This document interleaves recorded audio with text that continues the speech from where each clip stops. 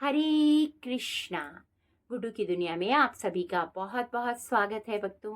तो आज हम जानेंगे कि निर्जला एकादशी हमें क्यों करनी चाहिए, यह भगवान श्री कृष्ण को इतनी प्रिय क्यों है और इसके पालन में हमें कौन कौन से आध्यात्मिक लाभ प्राप्त होते हैं। शास्त्रों में एकादशी को समस्त व्रतों की अधिदात्री और भगवान श्री हरि की अत्यंत प्रिय तिथि बताया गया है। विशेष रूप से निर्जला एकादशी को सभी एकादशियों का सार कहा जाता है। महाभारत तथा पद्म पुराण में वर्णन मिलता है कि महाबली भीमसेन जी ने सभी एकादशियों का व्रत नहीं रख पाते थे। तब श्री व्यास देव जी ने उन्हें ज्येष्ठ मास की शुक्ल पक्ष की निर्जला एकादशी का व्रत रखने का उपदेश दिया।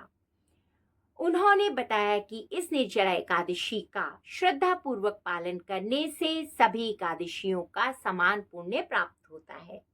भगवान श्री कृष्ण भगवद गीता में कहते हैं कि जो प्रेम और भक्ति से उनका सिमरन करता है वे उस पर विशेष कृपा करते हैं। एकादशी का व्रत केवल अन्न त्यागने का नाम नहीं है, बल्कि इंद्रियों को भगवान की सेवा में लगाने का दिव्य अवसर है। इस दिन मनुष्य अपने मन, वचन और कर्म को शुद्ध करने का प्रयास करता है भक्तों, तथा भगवान के नाम, रूप, गुण और लीलाओं का चिंतन करता है। यही कारण है कि एकादशी भगवान को अत्यंत प्रिय है। निर्जला एकादशी के पालन से मनुष्य के पाप क्षीण होते हैं, हृदय शुद्ध होता है और भक्ति में दृढ़ता आती है और श्री हरि भगवान श्री कृष्ण की कृपा प्राप्त होती है। शास्त्रों में कहा गया है कि जो मनुष्य श्रद्धा और नियम पूर्वक एकादशी का व्रत करता है वह आध्यात्मिक उन्नति के मार्ग पर शीघ्र ही आगे बढ़ता है। व्रत का पालन कैसे करना चाहिए? निर्जला एकादशी के दिन प्रातः काल स्नान करके भगवान श्री कृष्ण या विष्णु भगवान की पूजा करनी चाहिए। दिन भर हरि नाम संकीर्तन, भगवत गीता तथा श्रीमद् भागवतम का श्रवण एवं अध्ययन करना चाहिए। यथाशक्ति जल और अन्न का त्याग करके भगवान का सिमरन करना चाहिए। द्वादशी तिथि में भगवान श्री कृष्ण को भोग अर्पित करके विधि पूर्वक व्रत का पालन करना चाहिए। ध्यान रहे कि व्रत वास्तविक उद्देश्य शरीर को कष्ट देना नहीं है, बल्कि भगवान श्री कृष्ण के प्रति प्रेम और समर्पण को बढ़ाना है। यद्यपि किसी की स्वास्थ्य स्थिति ठीक नहीं हो तो उसे निर्जला व्रत की अनुमति ना दें, तो उसे अपने सामर्थ्य और गुरुजन के निर्देश अनुसार व्रत करना चाहिए।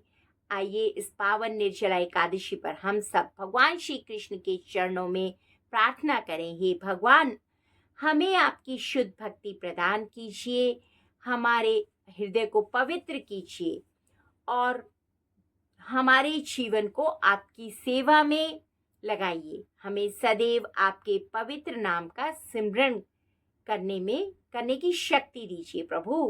हरे कृष्णा। श्री कृष्ण की कृपा आप सभी पर सदैव बनी रहे। धन्यवाद। और भक्तों, एक बात और कहना चाहूंगी कि अगर आप एकादशी व्रत का पालन कर रहे हैं, निर्जला एकादशी का, तो आपको क्या करना है कि सुबह थोड़ा जल्दी उठ जाइए, मतलब कि 3 सवा 3 बजे आप उठ जाएं और उठकर नींबू पानी बना लें और उसको ग्रहण कर लें।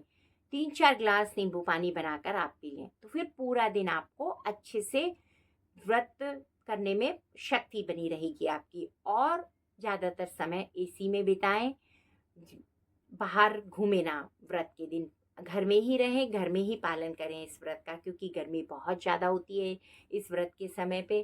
तो स्वास्थ्य ना बिगड़े, उस सभी नियमों का हमें पालन करते हुए इस व्रत का करना है। थोड़ी थोड़ी देर में हम स्नान भी कर सकते हैं अगर हमें ज़्यादा गर्मी लग रही है, लेकिन हमें निर्जला व्रत रखना है और हम स्वस्थ हैं तभी हम इस व्रत को धारण करें। तो बीच बीच में हम स्नान कर लें, जिससे कि हमारे होठ गीले हो जाएंगे तो हमारे अंदर की तृप्ति हो जाएगी, हमें प्यास नहीं लगी। और भगवान के नाम का सिमरन करते रहें भक्तों। शास्त्रों के अनुसार एकादशी का मुख्य उद्देश्य भगवान विष्णु श्री कृष्ण की भक्ति को बढ़ाना है। केवल उपवास ही नहीं, बल्कि